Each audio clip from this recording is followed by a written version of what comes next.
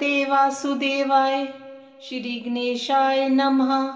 शांताकारं भुजगशयनं पद्मनाभं सुरेशं विश्वाधारं गगनसदृशं मेघवर्णं शुभांगं लक्ष्मीकान्तं कमलनयनं योगिभिर्ध्यानगम्यं वन्दे विष्णु भव्यहरं सर्वलोकैकनाथं।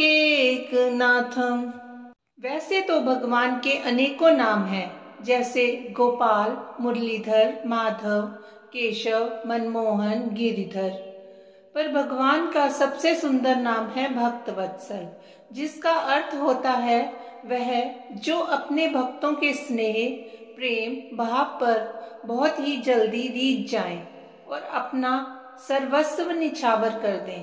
फिर चाहे बात भक्त शिरोमणि प्रहलाद की तपस्या की हो या भीलकुल में जन्मी माता शबरी का वात्सल्य प्रेम हो, फिर चाहे सदना कसाई के कपट रहित भाव को याद किया जाए या फिर मीरा की अनन्या भक्ति हो, भगवान ने हर बार अपनी भक्त वत्सलता साबित की है।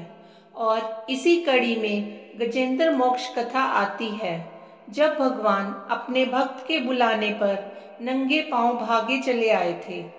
आइए जानते हैं इस अद्भुत कथा को। क्षीर सागर में त्रिकूट नाम का एक प्रसिद्ध, सुंदर एवं श्रेष्ठ पर्वत था। 10,000 योजन की ऊंचाई, लंबाई व चौड़ाई वाले उस पर्वत की लोहे, चांदी व सोने की 3 शिखरों की छटा से समुद्र, दिशाएं व आकाश जगमगाते रहते थे। विविध जाति के वृक्षों, लताओं व झाड़ियों से सुशोभित वह पर्वत झरनों की झरझर से सदा गुंजायमान रहता। उसकी कंदराओं में सिद्ध, चारण, गंधर्व, विद्याधर, नाग, किन्नर और अप्सराएं आदि विहार करने के लिए प्रायः बने ही रहते। पर्वत की तलहटी में तरह तरह के जंगली जानवरों व मधुर कंठों से चहकते पक्षियों का बसेरा था। वहाँ के निर्मल जल के सरोवरों में जब देवांगनाएं स्नान करती तो वह जल और भी सुगंधित हो जाता। इसी पर्वत की तराई में भगवान वरुण का एक उद्यान था, ऋतुमान, जिसमें मंदार, पारिजात, गुलाब, अशोक, आम, खजूर, चंदन, अर्जुन, बरगद व अनेकों प्रकार के दिव्य वृक्ष थे, जो सदा फलों व फूलों से झूलते ही रहते। यही उद्यान में एक बड़ा भारी सरोवर था, जिसमें सुनहरे कमल खिल रहे थे। उस पर्वत के घनघोर जंगल में बहुत सी हथनियों के साथ एक गजेंद्र निवास करता था, जो वहाँ के बड़े बड़े शक्तिशाली हाथियों का सरदार था। एक बार वह पर्वत पर अपनी हथनियों के साथ बांस तथा बड़ी बड़ी झाड़ियों को रोंदता हुआ विचर रहा था। उसकी गंध मात्र से सिंह, गैंडे आदि हिंसक पशु डर कर भाग रहे थे और उसकी कृपा से भेड़िए, सुअर, कुत्ते, बंदर, खरगोश आदि सब निर्भय विचरण कर रहे थे। गज भरी धूप में प्यास से व्याकुल हो अपने छोटे बच्चों, हाथियों व हथनियों के साथ उस सुगंधित सरोवर की ओर चल पड़ा। सभी ने पहले तो सरोवर के जल में स्नान किया, बाद में जल क्रीड़ा करने लगे। गजेंद्र गृहस्थ पुरुषों की तरह मोहग्रस्त होकर अपनी सूंड से जल की फुहारें छोड़कर हथनियों व बच्चों को नहलाने लगा व उनके मुंह में सूंड डालकर जल पिलाने लगा। भगवान की माया से मोहित हुए उन्मत्त गजेंद्र को यह ज्ञात ही नहीं था कि उसके सिर पर बहुत बड़ी विपत्ति मंडरा रही है। ठीक उसी समय प्रारब्ध की प्रेरणा से एक बलवान ग्राह ने क्रोध में भरकर उसका पैर पकड़ लिया। गज ने अपने को छुड़ाने की बहुत चेष्टा की, परंतु सब व्यर्थ हो गया। दूसरे हाथियों, हथनियों व बच्चों ने भी विकलता से चिंगाड़ते हुए सहायता करनी चाहिए, परंतु वे भी इसमें असफल रहे।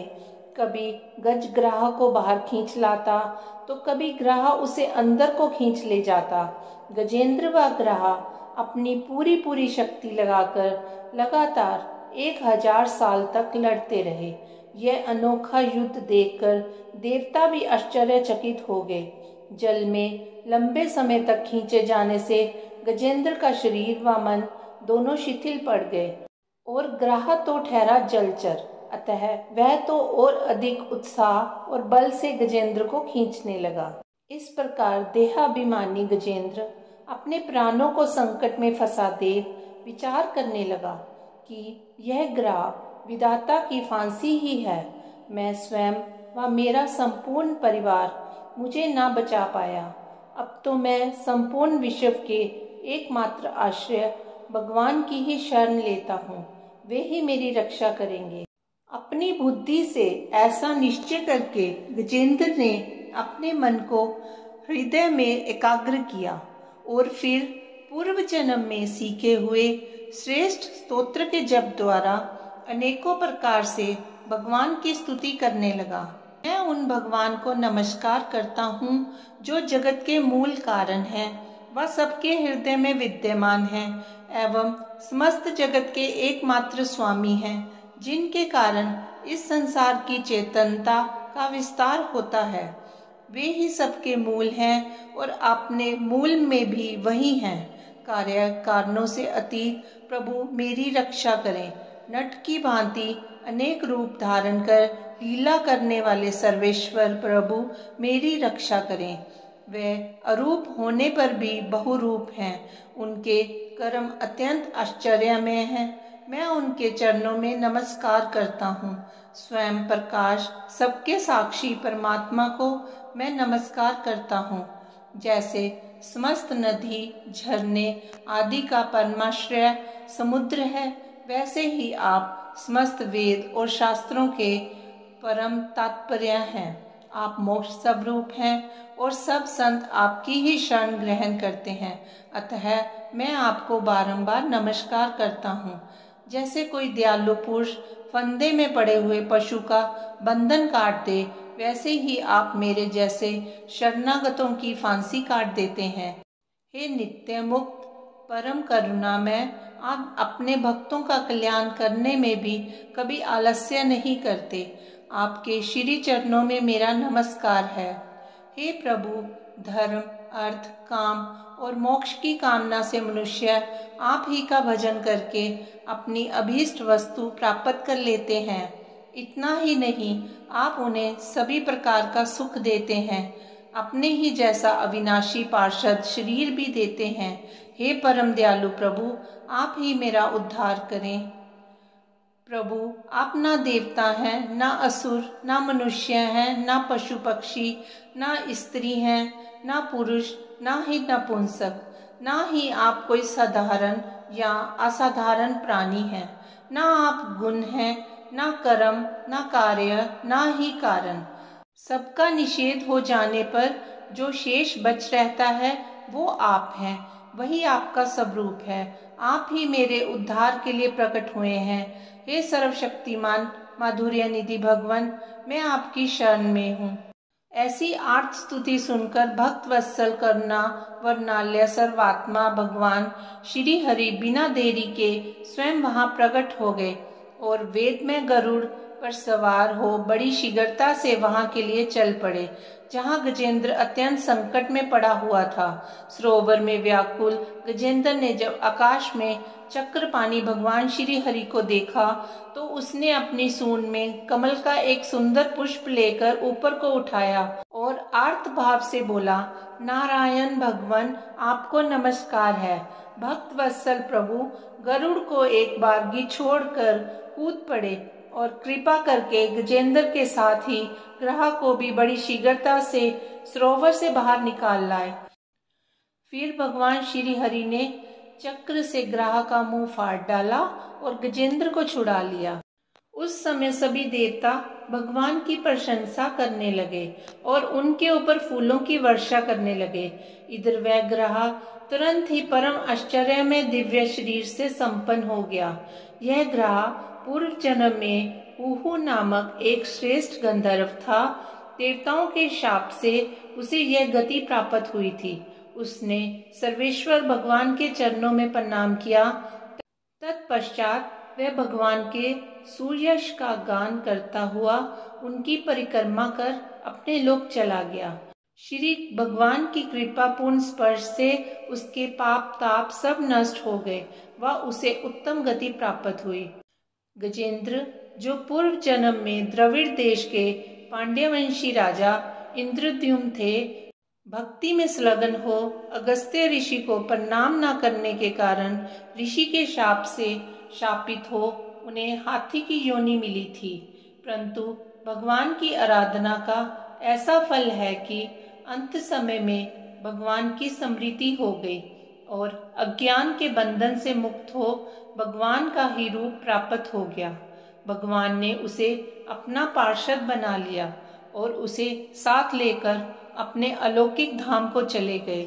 यह प्रसंग सुनने वालों के कलिमल और दुस्वप्न को मिटाने वाला, यश, उन्नति तथा स्वर्ग को देने वाला है। भगवान ने कहा, प्यारे गजेंद्र, जो लोग तुम्हारे द्वारा की हुई स्तुति से मेरा स्तवन करेंगे, उनकी मृत्यु के समय मैं उन्हें निर्मल बुद्धि का दान दूंगा। बोलिए भक्त वत्सल भगवान की जय। ओम नमो भगवते वासुदेवाय।